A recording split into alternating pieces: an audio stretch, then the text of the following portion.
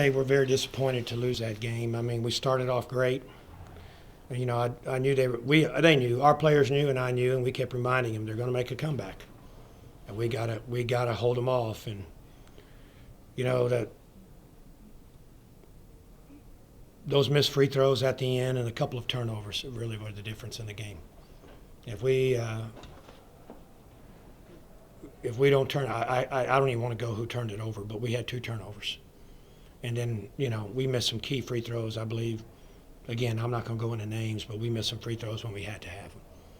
And that last play of the half, I know referees don't like to call fouls at the end, but you take it to the basket. We did, but we did not do a good job of trying to draw the foul there, trying to squeeze in between 2 people.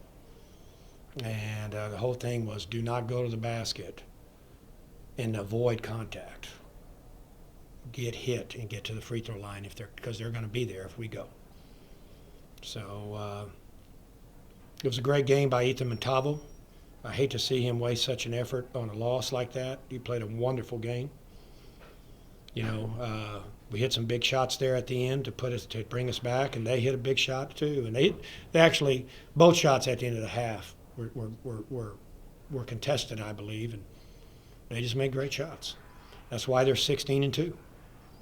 And anyway, so I'm proud of my players' effort, but we let an offensive rebound on a free throw get away from us once, and then one time I want to say Shoshi, the big foreign kid for them, got a rebound from us that we should have let him get. Yeah, I don't know if y'all remember that, but those are the things I remember as why the game got away from us. Missed free throws, two turnovers, and a missed opportunity for a free throw on a rebound on a missed free throw that we let get away from us, and then another one that seemed to just fall in Shoshi's hands if we're ready to rebound. So I'm getting old, but those are the things I'm remembering. That proved to be the difference in the game at the end. I mean, if this thing is correct, this says we're only 5 for 22 in the second half. That's amazing. We're in overtime shooting that low a percentage in the second half. So give credit to them. They hit some big threes. They came through clutch. They're shooters in the end. They hit some big threes. Isom, the kid from Austin, really hurt us. And I guess Osei is the other one that really hurt us. Can I answer any questions for you? Coach, you've been referencing all year about that killer instinct that you like to see from your team. Is that what's separating you guys from winning these games like this? I'm gonna tell you what I think was we're not playing as many people as many minutes as they are now. Tonight may have been an exception. Imani Gant disappears on us. That's, to me, that's unforgivable. The technical foul and not take care of that. That's hey, you're a senior, man. You don't do that. So we won this game without our leading scorer and rebounder playing a particular role. The guys that did play, I thought, tried. I thought they worked hard. I hope you think that too. I told them it really bothers me, but I'm going to sleep better tonight than I did after Appalachian State. I'm going to sleep better tonight. I slept better again. I felt a little bit more at ease against Troy than I did against App State. And yes, but effort was there tonight. But let me just say this. We got to have more people than just Ethan knock down big shots. So some people, I'm not sure if we just lost to a championship team who's going to do that. They almost did that to Arkansas State the other night. And or we don't have that killer instinct. I would say that is more that we got to play smart at the end. That's what I would tell you. We got to play a little bit more intelligent, with a little bit more poise and intelligence at the end. Please don't, Cam gets that ball stripped away from him by a guard, and Ethan lets that ball go out of bounds, and we missed some free throws. But how do you fault Ethan? I mean, he played a hell of a game, and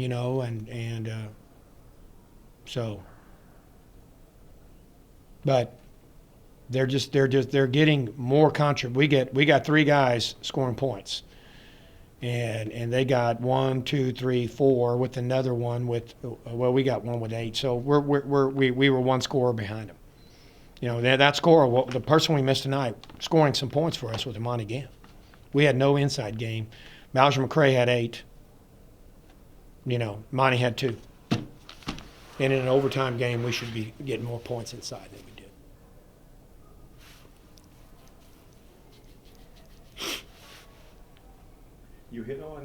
I think you hit on it a little earlier in that final play of regulation, but was that the exact look you were going for? What necessarily happened in particular in those final seconds? The ideal was to get a screen on the ball for Bobby, and I can't really remember the play. All I know is it got into Cam, and the idea was to get a play, either a shot for Ethan, Bobby take it to the hole.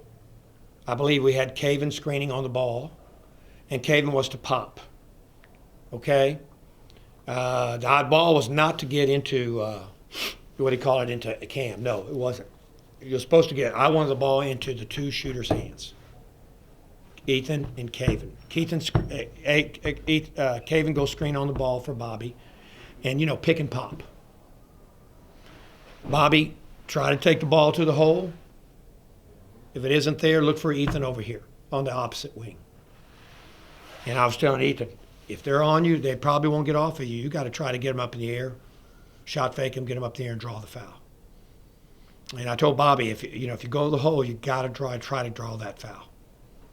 As it turned out, he passed it to Cam, and I believe Cam went up, but he tried to slice in between 2 people instead of, taking the hit. But I guarantee you, it was either if we don't get a clear shot from Caven or Ethan, somebody's got to go to the hole. And you can't shoot a bad shot. You use your jump stop, shot fake, get them up in the air, try to draw the foul. Well, they got up in the air. Instead of drawing the foul, we try to squeeze in between 2 guys. So.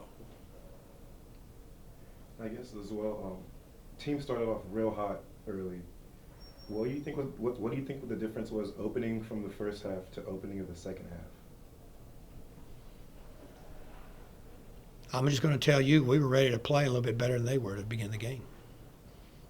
If you do this is my 25th year as a head coach, 13 as assistant. The tension in the locker room, I knew our guys were ready to play. I knew we were ready to play more against South Alabama than we were against Troy.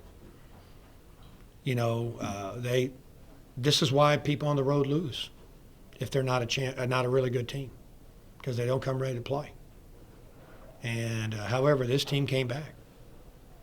And, we had them out-rebounded. We only out-rebounded by 2. We had them out-rebounded by about 7 or 8 at the beginning of the second half. So we lost the rebound battle in the second half. I'm telling you what, I'm real proud of these guys in light of the fact that you don't have your leading scorer rebounder out there. I'm very proud of them.